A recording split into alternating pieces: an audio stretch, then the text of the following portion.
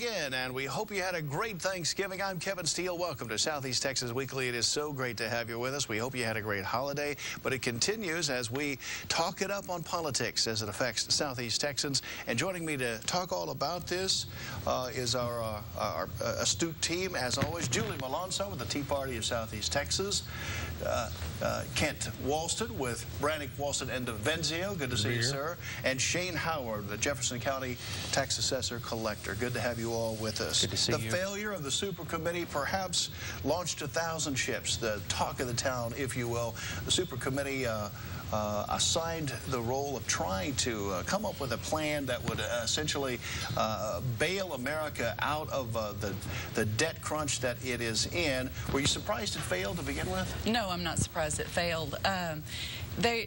It's all a shell game. They don't want to increase taxes on one side, and the other side wants to cut spending. Mm-hmm. Well, the whole thing was just a sham, because they're trying to cut the proposed increase and call it a cut. You still end up with a deficit at the, a debt increase at the end of the 10 years, and Congress can't obey. The next Congress isn't going to obey what this Congress put in place. Right. So it's just a shell game and trying to fool the American people, and it's also unconstitutional. Unconstitutional in your view, Mr. Wilson?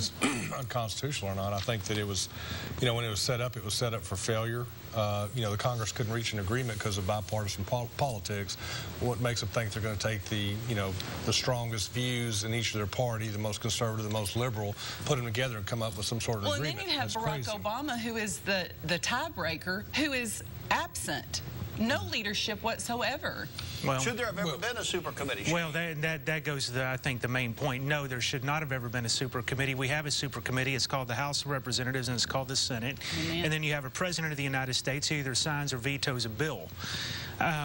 The bottom line, over a 10-year period, we're going to spend $37 to $44 trillion. They were looking at cutting $1.3 trillion, so it was never to fix our deficit. And the cuts, as Julie said, these were cuts in the rate of growth. This is what they did to Newt Gingrich back in 1996 when he proposed cutting the rate of growth of Medicare, and then the television ads were run against him saying that he wanted to cut Medicare. This is absolute foolishness. Even if they had been, quote-unquote, successful, this would not have been a success for the American people. We have fundamental problems with our spending. We have fundamental problems with our tax code, and they need to be addressed with serious leadership. Kent, should the president have just taken a plan, put together the best elements of the party? If it took a Senator Murray to do it, or whoever on the left would come together and help the White House to build a plan, and then shoved this plan, continued to tour the nation and make his points across the nation, and he's more or less made an effort to shove this plan right through Congress. Would that have been the better approach? Well, he tried that with the jobs bill, and he couldn't get his own party to. He didn't even submit a jobs bill. Yeah, but I mean, okay, he had a jobs plan that he did submit. His own party wouldn't even back it. They wouldn't even bring it up for a vote.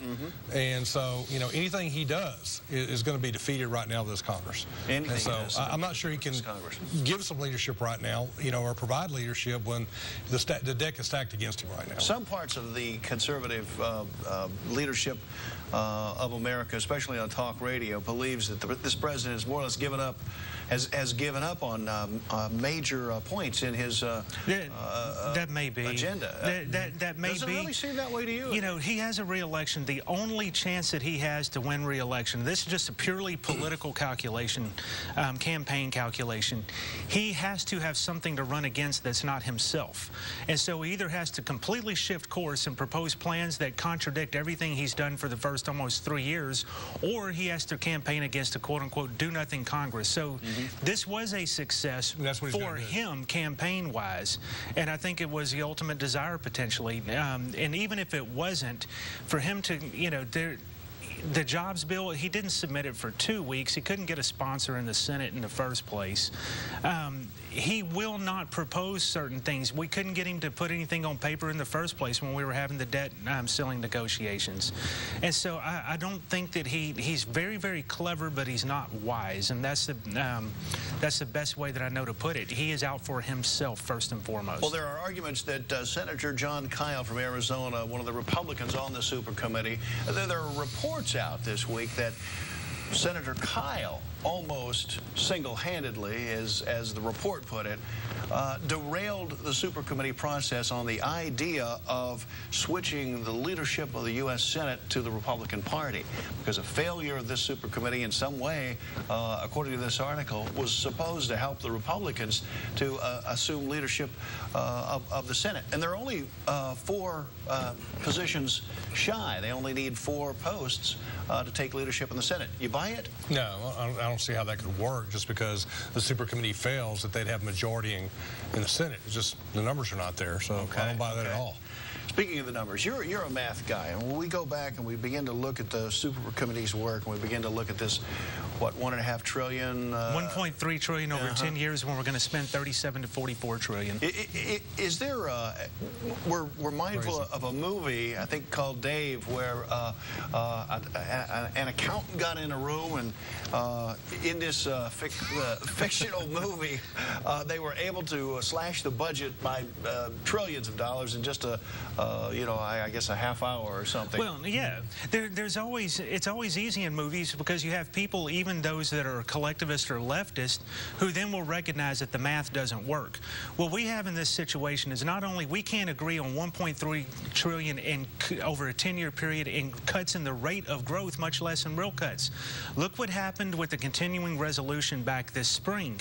We were talking about 10 cents on the on a penny on the dollar through the end of this fiscal year in cuts, and they were running ads showing us pushing grandma off of a cliff in a wheelchair, for goodness sake. And so they are not serious.